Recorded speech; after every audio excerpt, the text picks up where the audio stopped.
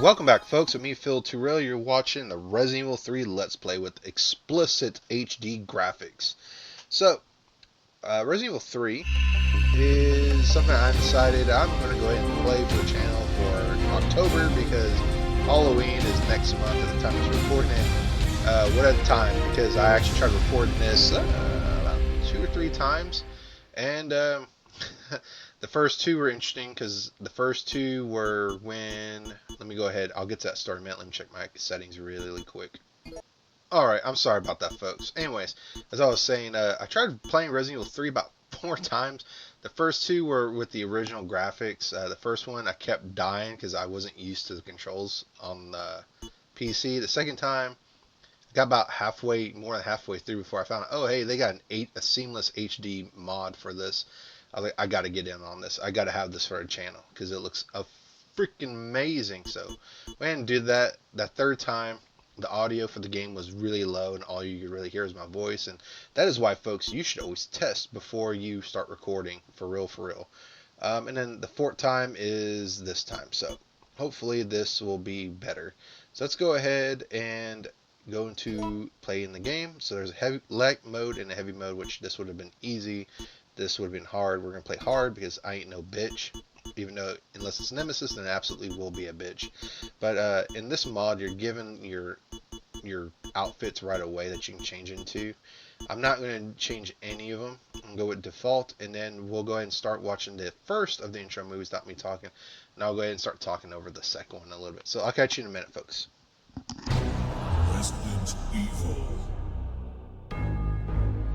It all began as an ordinary day in September. An ordinary day in Raccoon City. A city controlled by Umbrella.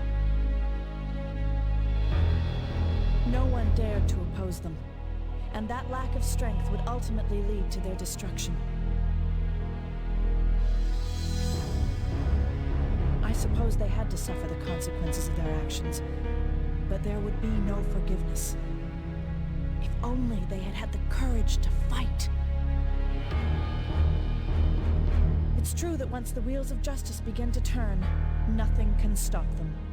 Nothing. It was Raccoon City's last chance, and my last chance. My last escape. Alright, folks, that was quite the awesome monologue from our awesome, beautiful, sexy protagonist, Jill Valentine. So, the reason why Jill is stuck in Raccoon City, or Raccoon City as she says, is because I want to say she was under investigation or under house arrest by Chief Irons, or maybe the more other logical reason she wanted to try and convince as many people in this city as possible to get the hell out of Dodge before shit goes nuclear or viral, I guess. But a lot of people don't listen because the whole town, including the police department, the stores, the people are all under the control of Umbrella, because Umbrella unfortunately runs this town, and it's unfortunate because everyone in this town, as we know, goes kaput. They get blown up at the end. I probably shouldn't say that, but I'm sure if you played Resident Evil 3 original, or you played the remaster, I mean, that's not a surprise. But the cops here and the UBCS, Umbrella's paramilitary, these folks here, don't have real bullets, unfortunately, because I don't know why their guns don't work right, but my guns do. I want grenades. Why does that dude get a grenade, and why does Kyle get a grenade? Which is very interesting. What do you mean, Phil, he gets a grenade? We'll see. But that guy won't make it to the end of this adventure, obviously. But a nice detail here. You can see the body of a cop rise, and that's very nice because the original version is this video, you could not see that because the quality was so absolutely shitty. But this is my last recording for this Let's Play, hopefully. If it comes out shitty, I might just do it again. But I wanted to play this for Halloween because, yeah, you know, Halloween is the season to be scared. I guess for October, I guess, really. So let's go ahead and take out this zombie. Go down, thank you, before I get tackled from behind. And, oh, hey, look, Burger Kong. You can never see that in the original, but let's go ahead and climb down here. And we'll get a cutscene here where Jill is being cornered by the dead, and we gotta get the hell out of here. Interestingly, if you play a mod for the PC version called Resident Evil 3 Lord of Necropolis, Jill will die here if you play in the original mode. You have to play the arranged mode. And that mod is tough as shit. It is hard. It is hard. It is hard. But I imagine if you can master it, it's a very fun mod. But I'm not about that life. But I have seen a little bit of the mod played by other people. I'm still alive. Because we have plot armor, Jill. That's why we are still alive. Maybe I should go out there. Okay, we've got to get out of here. What? What do you think you're talking about? I just lost my daughter out there.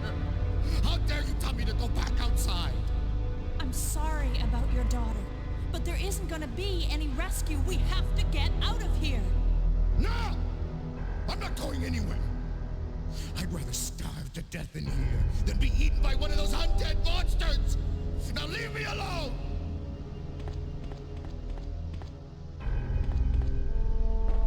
Now, unfortunately, I think this dude's name is Dario Rosso, I think. But unfortunately for Mr. Dario Rosso, he doesn't have a good ending in this story. I'm not leaving! He meets his end one way or another. Either by zombies or by nuclear explosion.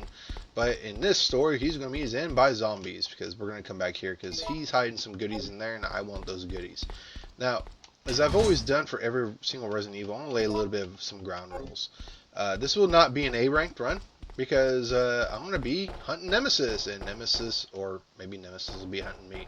Whichever one of us gets to the other one first. So, if you don't like that, I apologize. But I'm going to go ahead and hunt Nemesis and show some of my way of hunting Nemesis. Some of them are better than what I would say others do. And then maybe some people don't like the way I hunt Nemesis, and they want to. Is that like an NBA poster on that thing?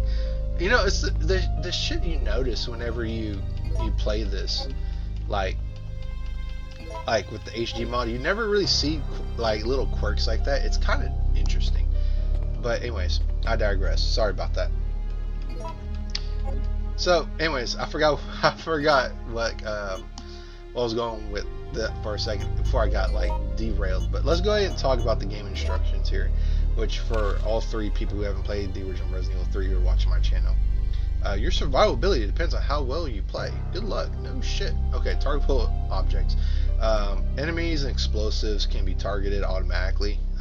So when you aim your gun, it will automatically target an enemy or a target you can shoot, and then you can do that. Quick turn, pretty useful. You can do a 180-degree turn.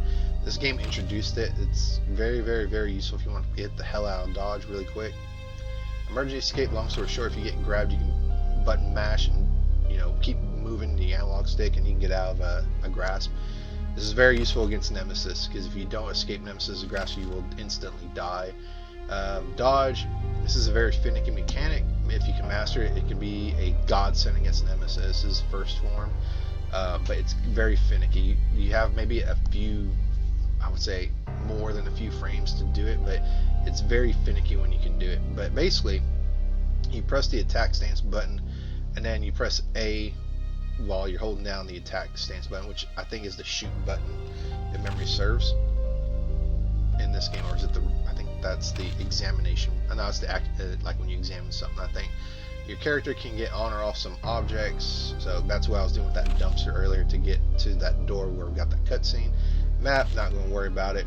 You can play Resident Evil 3 enough times, you don't really need a map, but I'll explain where stuff is if I feel necessary. If it feels necessary. This is the other big thing in this game, is live selection. Basically, you're being given a lot of choices throughout the game, a choice A and a choice B. Time will go into a standstill a little bit, and then slow down, and then you'll be given two choices. Generally, one choice will be better than the other, and sometimes nothing really happens other than just different events. Sometimes you'll knock Nemesis flat on his ass and you'll be able to take an item from it and get the hell out of there so you don't have to fight him. And then in choice for one particular instance, it will determine what ending in the game you get. So I'll explain what that is later when we get to that choice in particular. And I'm going to try not to skip any events here, but you know, if it happens, I'll try to get footage to replace it. The next one is the gunpowder mechanic. Uh, in Resident Evil 3, you can find ammo sparsely. They'll end up giving you more gunpowder, I feel, than actual ammo at times. But there's 3 gunpowders: A, B, and C. A and B you can find in the wild. C you have to mix with A and B. And if you create C, you can mix it with A to make flame rounds, B to make acid rounds. C with more C will get you freeze rounds. These are the best grenade rounds to take on Nemesis with. But the unfortunate thing is Nemesis will dodge those occasionally, so not very fun. But if you're able to be a high roller and mix C with C with C, you'll get Magnum bullets, which gives you 3 full reloads with your Magnum, which is very nice, but it's very expensive to make. So you got to use 6 gunpowders in total, 3 A's and 3 B's, and that's pretty expensive. Another thing is there's a hidden counter in the background where if you make gunpowders, or you mix your gunpowders to get handgun bullets or shotgun shells, sorry, you will kind of increase Jill's experience in the background, and Jill will be able to make better handgun bullets, as well as make more handgun bullets per gunpowder. I think it has to be like 6 or so creations of just normal handgun bullets or shotgun shells before she'll like make the special handgun bullets or special shotgun shells. I'm going ahead and risk possibly dying just to have more space in my inventory, and because I don't want to make so many trips, but it's inevitable. I'm going to have to make some return trips, I think. But we're going to go this way. So just keep running, avoid the zombie. There'll be another zombie here. Just run right past that red barrel. I'll use it eventually, I think. We're going to go this way. Oh no. Oh no. Oh, I got bit. There we go. That was the dodge right there. We just shoulder check that freaking zombie. But it's very finicky. I didn't even mean to do that. It just happened. So here, Resident Evil 3 is very, very, very guilty of trying to make you use a handgun when a shotgun or grenade launcher would suffice. This is one example of it. So here, there's going to be like 5 zombies coming out here chasing after that poor sap that is not going to make it to the end of this adventure. Come on, die. There we go. Reload. And the thing about this mod I absolutely love, I love that there's a reload like in later Resident Evil games. Let me see if I can knife these zombies without... Nope, ain't gonna work. Ain't gonna work, Chief. So we're gonna shoot these zombies. Or at least this zombie. The other one's like, fuck this shit, I'm not dying again. Let's see if we can... Jill, why do you keep hitting shit with your knife? This is probably like the...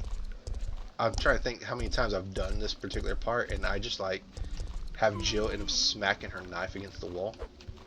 Come on, come on. There we go. Oh, come on. Oh, I forgot there's another zombie in here. Let's see. Come on. Come on. If I get on the stairs, I don't think they can grab me. They'll try to farm it. Okay, never mind. I rest my case. They can totally grab me. Okay, there we go. That zombie's dead. Oh, dang, I was hoping that... Freaking... Okay, if I can grab this, grab the shotgun. On the way back, I'll get that fuel. And I'm very guilty of getting hit quite a bit at the very beginning, but that's okay. There's lots of healing items at the very beginning. Unfortunately, you want to have as many healing items as you can by the first encounter with Nemesis, which is pretty soon. But when you play this game for the very first time, you do not want to take on Nemesis the very first time until you're used to the game, because Nemesis will fuck your shit up, unfortunately. Let's see if I can get through this part without getting bit. Come on, come this way. Ah, screw you! Ah, screw you! Ah, screw you! Oh, that dude got screwed, that's for sure. Okay, let's go back up here. Hey, Kendo gun shop. Alright, so... no, I'll come back here later. We're gonna have to come down this way anyways. I'll grab that map later too. No, grab the map now! No.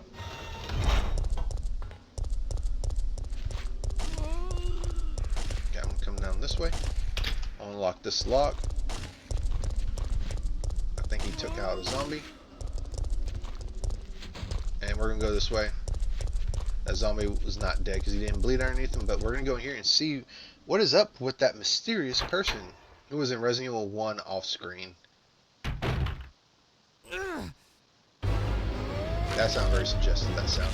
Anyways, you have a choice here. You can actually help him kill the zombie or not. It's completely up to you. I'm gonna choose to knife the hell out of this thing. And if you help him, he'll have one dialogue. If you don't, he'll have another dialogue. Brad, hang in there.